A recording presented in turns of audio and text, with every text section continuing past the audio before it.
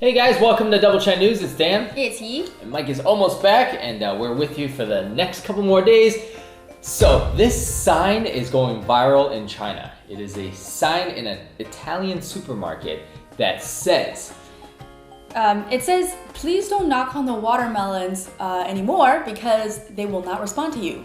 yeah, I got the biggest chuckle when I read this, because some people are saying like, all right, well, this applies to a lot of people.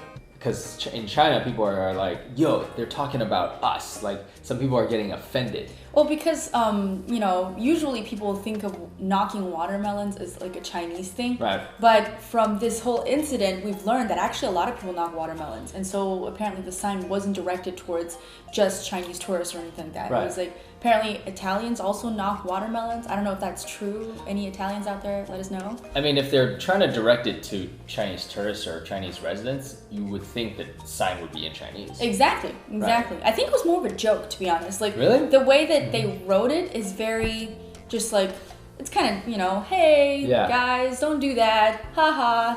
They're not going to respond, sort of thing. Well, I would ask if anybody did speak Italian to see, because like we don't know the way it's written. We don't know like the tone of it. Mm-hmm. Like, we don't know if it's like, you better stop knocking on these watermelons. Well, they have like 3 explanation points. Yeah, so I feel like it is kind of like people were at the store were maybe complaining, or they were getting annoyed that certain people were knocking on the watermelons. But what I don't understand is what's wrong with knocking on a watermelon? It's not going to ruin the watermelon, right? Right. I mean, I could see like people would complain because you don't want to touch every watermelon and then like, But you don't eat the skin of the watermelon. That's true. And everyone who was transporting the watermelon would have touched the watermelon before putting it into the basket. Right. Or they're holding up lines.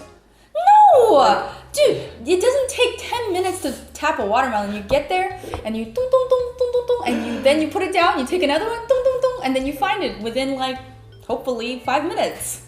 I do have to answer one thing, which is like the people that are like, oh, it's a global thing. Well, I don't know. I think it's mostly a Chinese thing. I think that it's ingrained in you to do that because ever since at a young age, my mother used to do that. So I do that. I don't even know what I'm doing. I just do it. Typically, I will look at the watermelon first because it is said that a darker colored watermelon is supposed to be better because it got more sun. Okay? Okay. And because and the sun makes it more sweet. Okay. And also, you have to pick it up and see if it's hollow sounding. Yeah. Like, that's what my grandma said. She had this whole theory behind it. And I'm like, Grandma, are you sure? And she's like, yes, I'm absolutely certain. Do not question me. I think none of those mean anything.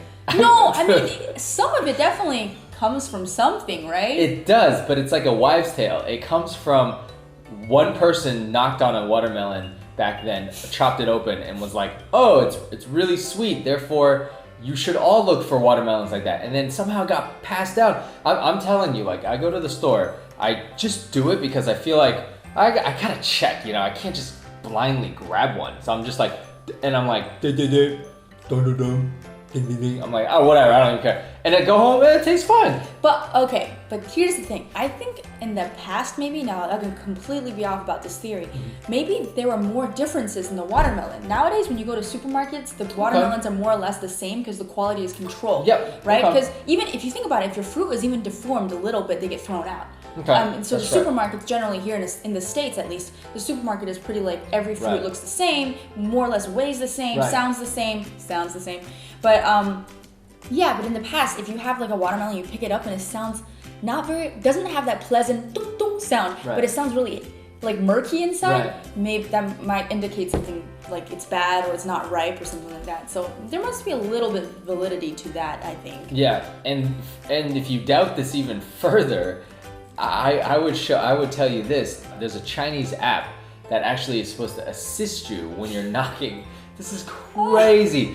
I'm telling you, like, there is some kind of, I don't want to say obsession, but there's some kind of weird thing going on where, like, I do feel like mostly Chinese people, like, you can say obsession because I think we are sort of like, I grew up, my whole family loved watermelons. Every summer we had watermelon every single day. It's not just watermelons. They'll knock on like cantaloupes too, but I feel like the sound that's resonated in the watermelon is very like, it's like boom boom, like you can hear it the best. Exactly. Here's what the knocking on other melon thing, I'm not really into because I feel like the only thing it works on is watermelons. Yeah. Because other melons, I've tried knocking on them, they more or less, especially if you knock a honeydew, a cantaloupe, they're all solid sounding inside. Yeah. They're pretty solid sounding. I don't find that there's a big difference between one to the next. Yeah. But one thing that my family does, and we're obviously Chinese, is that we will smell the melons.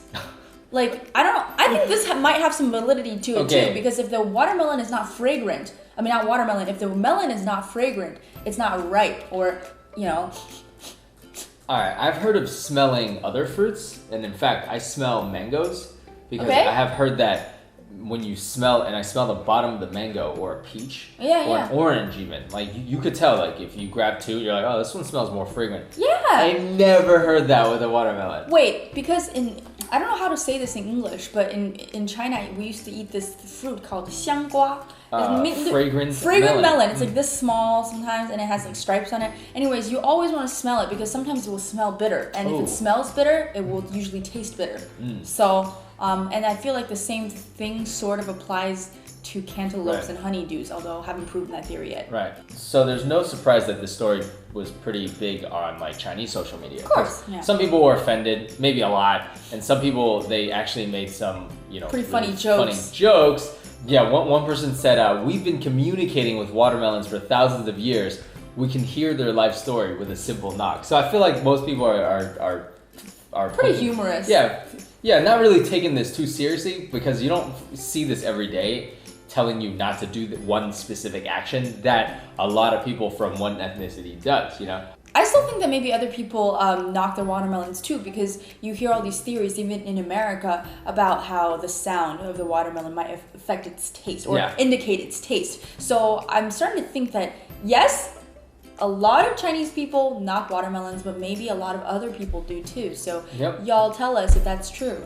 Yeah, I want to, and I don't know if they made a Mythbusters about this, but I would challenge the Mythbuster people this specific thing and settle it. Please, people, just settle this once and for all. We're in the 21st century. We can travel to other planets. Like, we have all this amazing technology, and yet we still can't figure out if our fruits are ripe. Well, it would be hard for anyone to figure out if the fruit is ripe unless you are experienced farmer or something like that.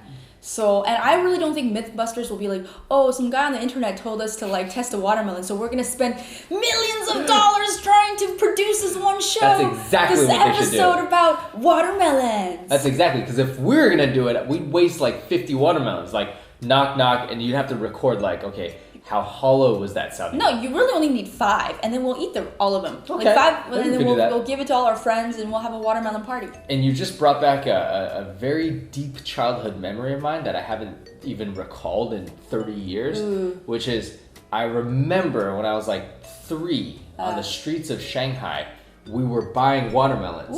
And the way that they did it was there's a watermelon seller, and he was in the back of a truck, and the truck was loaded up in watermelons, and we're all, and my grandparents at the time were taking care of me, so we're all around this guy, and he would cut a triangular piece out of the center, take it out to show you how good it was, to sample it, and then you just buy either that one or the other ones. Actually, I actually don't mind that. I know a lot of people might be like, well, I don't want a watermelon with a piece of it missing. But if they'd show me and I could test that piece that he cut out, and I can tell that it is good, I would be okay with just covering it with like, something and taking it home and feeding it to my family. I wish I could recall that memory and remember if he did knock on them or not, because I don't remember.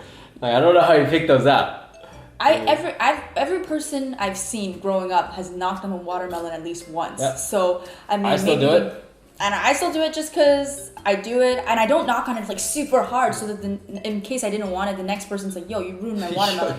You should just lightly tap on it. It's watermelon etiquette, guys. Watermelon etiquette. Follow it. Exactly. Let us know, guys, what you think of the story. Let us know if you knock on watermelons and if there's any truth to that. Thanks again for watching. Bye.